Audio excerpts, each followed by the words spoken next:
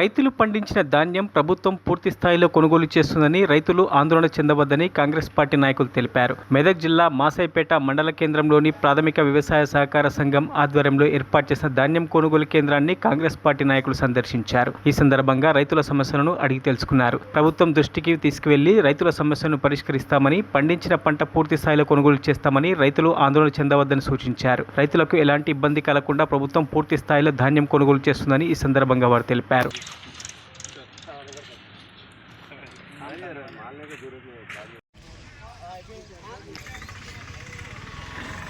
మండల కేంద్రంలో వడ్ల కొనుగోలు సెంటర్ కాడ మనం ఇప్పుడు ఉన్నాం. ప్రకృతి కూడా గత నెల రోజుల నుండి ఎప్పుడూ లేని విధంగా కూడా ఒక పగబట్టినట్టే చేసినా కానీ ప్రభుత్వం కూడా ప్రతి గింజను కొనడానికి సిద్ధంగా ఉన్నది.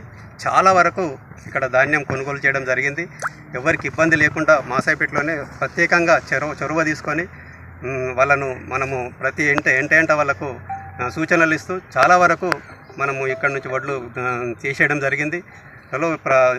ఏదో అవకాశం కొరకు ప్రతిపక్షాలు చేస్తున్న నిరాధారమైన ఆరోపణలు. ఎందుకంటే ప్రకృతిలోని వడ్ల కొనుగోలు కేంద్రం దగ్గర మన అందరం ఉన్నాం. ఇప్పుడు ఇక్కడ మాసాయిపేట మండల కేంద్రంలో ఎప్పుడు వరి ధాన్యానికి ఎటువంటి ఇబ్బంది లేదు. సరే, అకాల వర్షాల వల్ల ఒక 3-4 రోజులు కొంచెము రైస్ మిల్లుల దగ్గర లారీ లాగి కొంచెం ఇబ్బందికర పరిస్థితి జరిగింది. అయినా అప్పుడు కూడా మనం రోజుకు ఒక 1100 బస్తాలు నింపి పంపడం జరిగింది.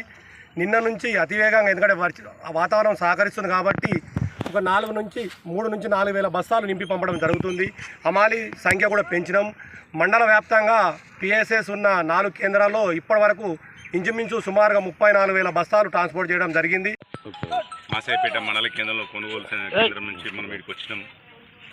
ఏదైతే నిన్న మొన్న ప్రతిపక్ష పార్టీలు అనైతికంగా లేని ఆరోపణలు ఏదైతే చూపించారో, మొలకలు వచ్చినాయని, తడిసిన ధాన్యం కొనలేదని, అయితే కొనుగోలే బంద్ చేసిరని నిరాధారమైన ఆరోపణలు చేసిరో, మేము ఒకసారి నిన్నటి నుంచి చెక్ చేసి చూడడానికి ఇక్కడికి వచ్చినాం.